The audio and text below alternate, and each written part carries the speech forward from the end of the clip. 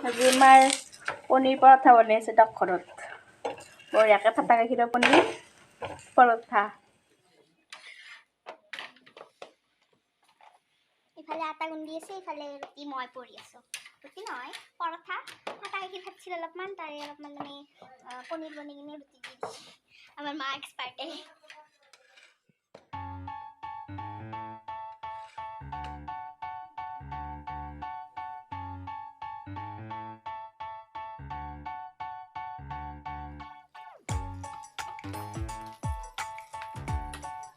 আমি পিঁয়াজ জ্বালা এইবিলাক দি কিনে বঢ়িয়াকৈ ভাজিছোঁ। এতে বঢ়িয়াকৈ পিঁয়াজ জ্বালা হালধি দি কিনে হেৰি কৰিলা ভাজিম। এতিয়া মাই দিবতে ঠগিত ৰ'ব কৈ আছোঁ ৰ'ব ঠগিত যাতে দালি বুট লৈছিলে সেইগিলা দি দিলোঁ। বঢ়িয়া লাগে খাই।